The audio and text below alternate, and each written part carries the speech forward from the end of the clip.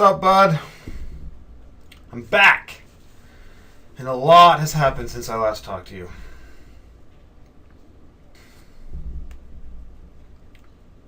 Not too much with you. You're healthy, you're big. The doctors, the nurses, they're kind of concerned that you're bigger than the average Japanese baby.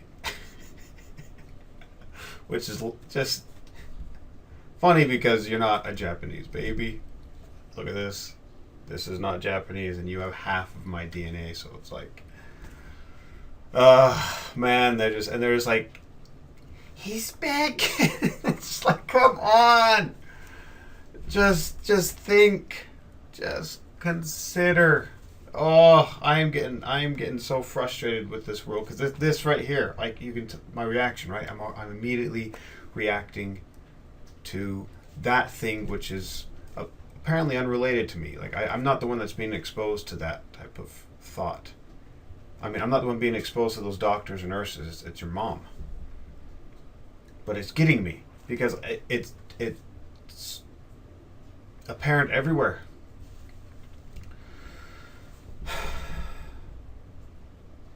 So I guess what this particular session that we're going to have is more,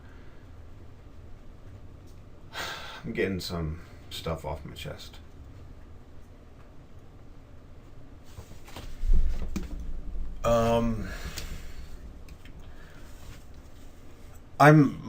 My life is taking a different direction. I'm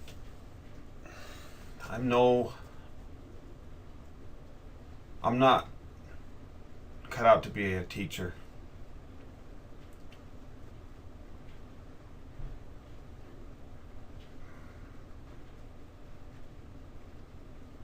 There's so much disaccord and disarray and everything, and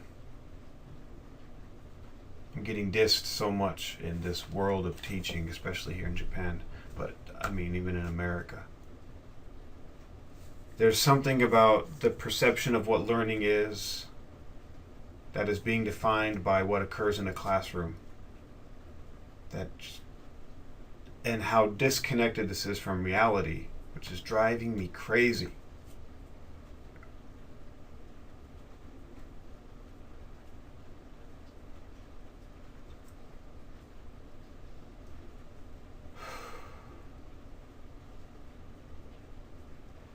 It's driving me crazy.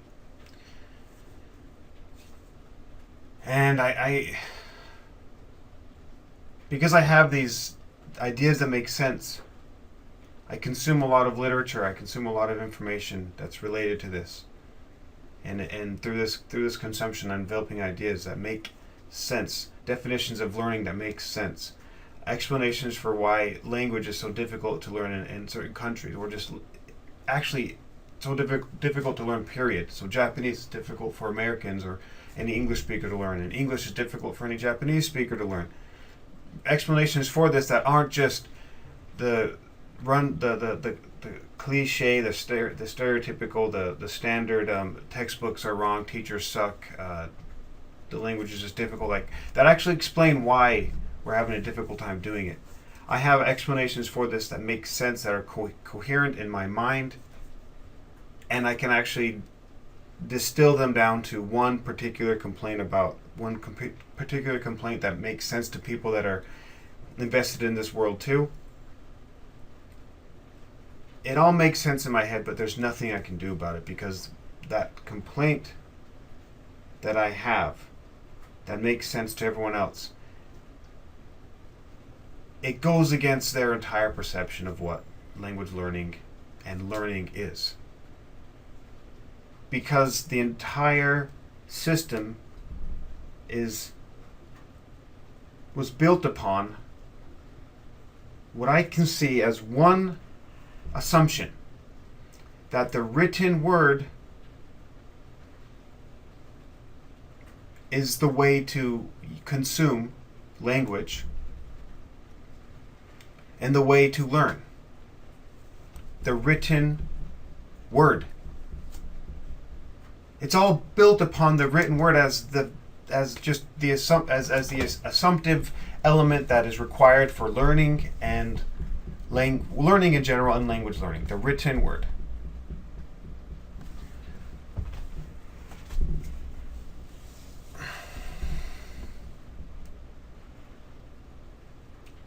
So we have a reality which is based upon the written word. It's so deep in the collective subconscious that we don't even question its validity. We just take it for granted. Yet then we have another world, which is reality, which is everything outside of a classroom. Everything outside of a classroom that says it's not about the written word all the time.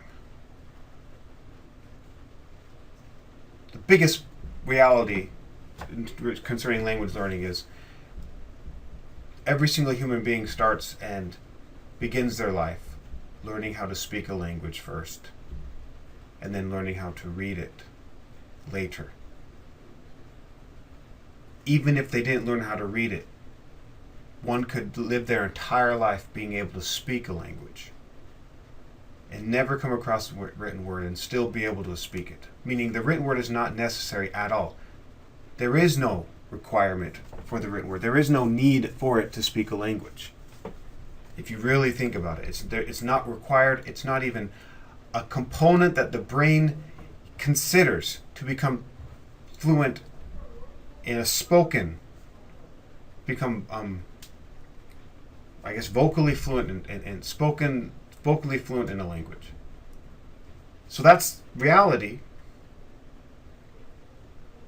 You know, the fabric of which we all spend our entire days, the fabric of wherein we fall asleep and wake up and eat and develop relationships and destroy relationships and learn that's what this reality is. But then there's an alternate reality which occurs only in a classroom, where all formal language learning takes place. And in that reality, the written word is it's not even the cornerstone, it is the stone upon which everything's built. The stone. And it's only where they think it's applicable that the spoken word is used. It's like we want to have as much speaking as possible in this class. So wherever you can fit it in, let's get that spoken word in there. The problem with this is when the written word is the base upon which your entire brain develops its structure for learning, it develops a way of interacting with material based off of the written word differently. In other words, to put it as simple as I possibly can, the brain interacts with the written word differently than it interacts with the spoken word. On a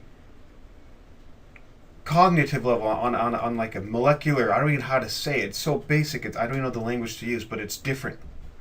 It's fundamentally different. It's so different that you can't replace one with the other and expect the same results. You can't expect to become spoken fluent.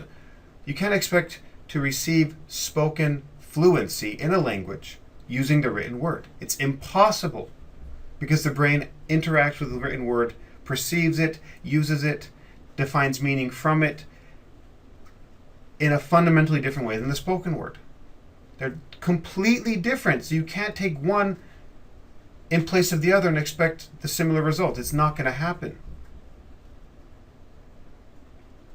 The stereotypical, the classical, if you were to find someone who has achieved what the world considers spoken competence in a foreign language, who has consumed predominantly or based on this false reality system, what you're going to, the characteristics that you're going to see is this individual, one, when they are producing spoken language using a brain that has interacted almost exclusively with the written word, what you're going to see is an individual who, oh my God, what you're going to see is an individual who takes a while to articulate something. So conversation is not going to be fluid. I'm going to say something to that individual, and then he or she will pause for a little bit because they are organizing the the thoughts in their head. They're organizing these little written words into appropriate sentence and utterance. So that takes longer than it takes someone who has developed themselves using the spoken word. So that there's a duration of time that just takes a while. So that's the one characteristic that's unique, and evidence of the difference in how the brain interacts with one form, with the written word versus the spoken word. And the other evidence is there'll be no nonverbal aspects to the way they talk. I.e., no emotion, or very little, or just emotion that is not natural to someone who learns with the spoken word. So it's going to be robotic, and it's going to be mechanical, and it's going to be unnatural. It's going to take an unnatural amount of time. But what they come up with is going to be completely understandable. They're going to come up with a coherent utterance, but it's going to lack all those things. So the way I put this, I just see the world as simple as possible.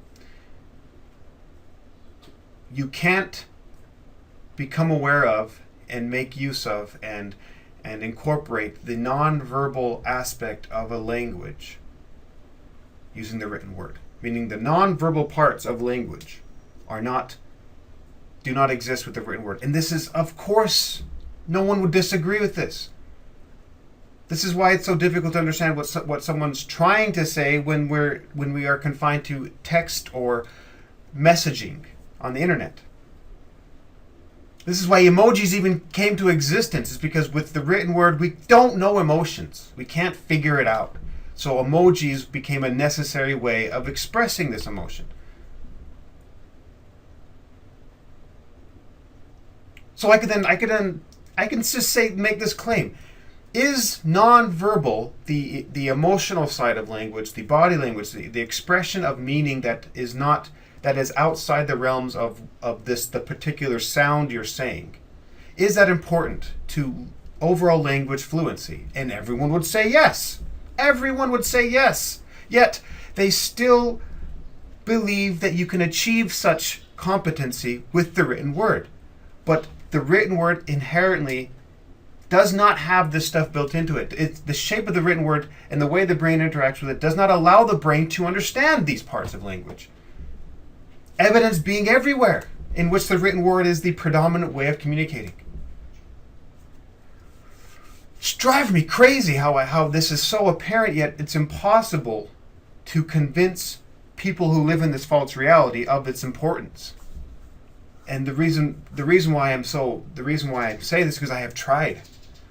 The job that I currently work at, which is coming to a fast end because I can't talk. It's just so difficult to continue to fulfill my desire, to further along my desire, which is to help individuals learn a second language similar to how they learn their native language, which assumes that they're going to learn all the nonverbal aspects of that language too. It's impossible to further this when I'm forced to use the written word in the form of a textbook. Just books. It's impossible to do this when the main form of consuming language is through a book. It's impossible. You can't do it. So I tried. I started a semester out with this promise that every single one of my students were totally on board with, which is, I'm going to help you learn English in the way that you learned your native language. And they all wanted it because they're all like, yeah, because if I can do that, then I will learn it naturally, and I'll learn it, and I'll be able to speak like the people who I hear speak, and I want to be able to do that. So I did that. I started out like that, and so I said, okay, so in order to do this, we really can't use the book during the class, so book is going to be used mostly for homework. And I was like, cool. The degree to which they do their homework is like evidence of how much they're enjoying this process and everything. So it was all spoken word based. In other words, every form of all exposure to language was spoken, was sound-based, and all meaning-making, they were confined to using only their brain and the sounds that were available to them in their recent memory. But basically their brain. And it was, they couldn't do it. Which is fascinating because a baby can do it. So it's like... So what I realized was that to learn a language using only the spoken word requires a perspective of meaning that is not succinct and perfect. You have to be okay with defining words in a initially abstract categorical realm, and then over time slowly come to a concrete understanding of them. So this is another thing of reason why we can't. This is like the more of the mechanical, the cognitive justification why it's impossible to reach spoken competence using the written word, because the written word has everything packaged up. All the meaning is packaged up in a neat little definition that you can reference on the internet, on a dictionary. You can ask someone who is learned in the meanings of words, etc. It's all packaged, right? There's no room for your brain to interact with it. The only type of interaction your brain can have with a written form definition or word is to memorize it, is to consume it, get it in there. There's no interaction whatsoever. It's just you in here. That's it. And so all learning is kind of based on that assumption. What allows us to take this foreign object and get it into our head? The most efficient way of doing this. Learning is not interactive. It's just get this into your head. It's all based on it. That's like the underlying assumption that we think learning is. But that process doesn't allow for the development of the non-verbal aspects of language, the negotiative whatever aspects of language. I don't know exactly what this means, but I'm receiving being aware of a lot of feedback that's coming not in the form of a sound, but in the form of a gesture, in the form of a face, in the form of a tone, which is a sound, but not like a concrete syllabic sound, but a tonal sound, right? The prosody of language.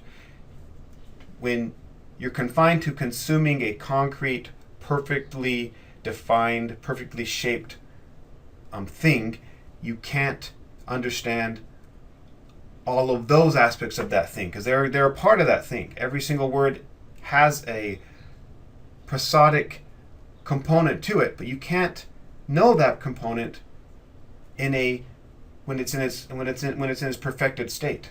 You need to consume it in an imperfect state. That's the only way that this prosodic element of language can come into your understanding. So it's like you're building this perfect shape on your own. Like everyone has to start from scratch to be competent in the language. You can't skip anything to become competent in the language. Language and the brain's relationship with it is not designed to allow you to skip any steps. So what an infant is going through is actually necessary for everybody to go through if they want to learn a new language. But what's happening with the written word is we are subconsciously skipping this important part of language learning, which is understanding the nonverbal aspects of it, and understanding which also means understanding the negotiative aspect of language, which also entails in it the identity altering aspects of language. Language represents the culture of a geographically local population of individuals. So even though the languages spoken in England and say New York City are similar in that they both are considered to be English, they are different enough to be considered different languages, in that the English spoken in England represents the culture of a group of people that is very different from the culture of the English spoken in New York City, and the language reflects that. But it doesn't reflect it so much in the morphological aspects, but more in the part that you're skipping over when you're just using the written word.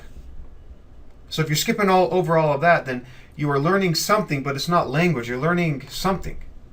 And I do admit it's useful. I mean, I'm certain that these fluently robotic individuals can find a use of their language, but that is a minority of individuals.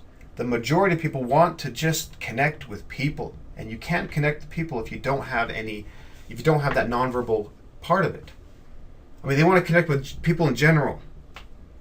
You can only connect with a certain type of person when you don't have the nonverbal aspect of the language you're speaking.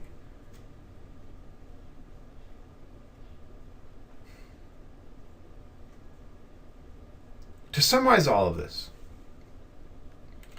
the only claim that I want to make, the only claim that I'm making, that everyone agrees with, but then when I extend it up one level up the logical ladder, and then it's like shit hits the fan, is you can't substitute the spoken word with the written word and expect your spoken competence to improve on equal levels. The only way for your spoken competence to improve naturally is to use a spoken word. No one would disagree with this claim. But then I take this claim up one level of the logic ladder, and I say, so why are we doing this in the second language acquisition world? Why are we only using the written word? Why is this the core? Why is this the main thing that we are using? And everyone just shit hits the fan. And it makes sense. Historically speaking, it makes sense why it's that way. This whole world started before there was even internet, before there was any way of consuming the spoken word in a easy way. This whole world started, and when the whole world second language acquisition world of inquiry and this entire field of study started, the written word was the most common way of consuming language that wasn't available to you instantly. In fact, it might have been the only way, because that's one of the functions of the written word, is to transport language basically to individuals who are not within your spoken who can't hear you. Who can't hear you? Who can't hear you? But we're at a point when I can hear anybody from anywhere in the world. Anybody, I can hear them. So this world needs to catch up. It's so backwards. It's driving me nuts. And so I can't function within this world, because all I want to do is catch up.